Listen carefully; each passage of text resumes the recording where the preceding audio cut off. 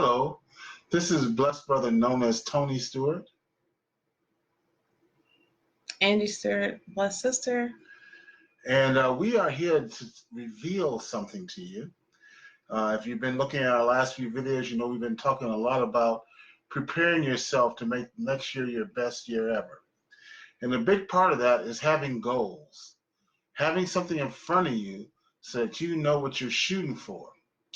Now, for years, I have set goals the wrong way. And when I say that, well, what's the topic? Reveal the right way, the right type of goals and the wrong type of goals. The right type of goals and the wrong type of goals. For years, I have used the wrong type of goals. I made my goals based on things, and here's the key. I made those goals based on things I couldn't control.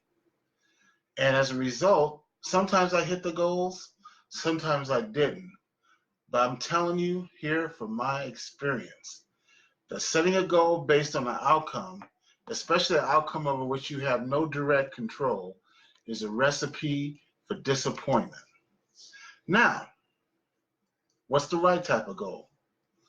The right type of goal is a goal that's tied to your activity, the things you can control.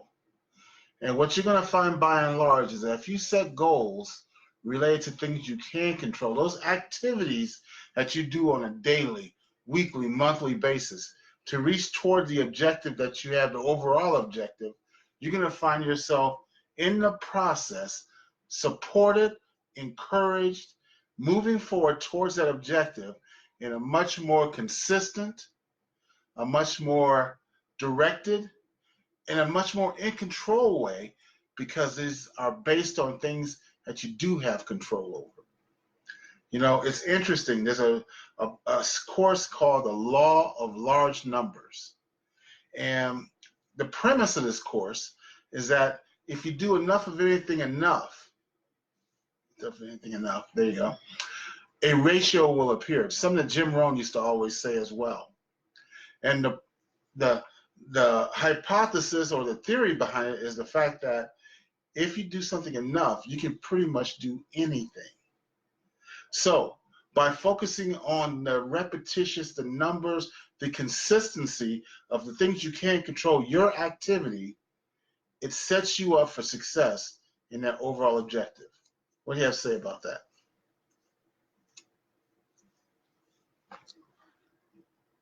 You have to set the right and proper goals because your goals need to be based on your activity, not on what someone else does or doesn't do. And so when you think about setting the right type of goals, make sure you are gauging them on what you can control. All right, very good. What do you have a verse for this one? I have one. All right. It's 1 Samuel 2:3. Talk no more of exceeding proudly. Let not arrogance come out of your mouth, for the Lord is a God of knowledge, and by him actions are weighed. So when you think about that, that's kind of deep in that God is watching. He's watching your actions. He's watching what you say to people or what you're saying you're going to do. My mom used to say actions speak louder than words, because you can say what you're going to do, but unless you start taking action on them, then there's really we're not really doing them. So when you're setting your goals, make sure you're taking action on them. You know, another thing I heard in that verse is the whole word arrogance. Mm-hmm. You know, when you set a goal that's based on things outside of your control, there's a certain level of arrogance to it, because you're saying that even those things I can't control are going to wind up going my way to make something happen. That's arrogant. I never thought of it that way, but that's really arrogant. No, instead say that the things I'll do towards that overall objective, those are going to be my goals. The things I can do on a daily basis that I can be held accountable to, and that I have some level of control over, those are the things that I'm going to set goals for. And with the hope that, as I've said many times before, that a millionaire told me, God will bless my best efforts.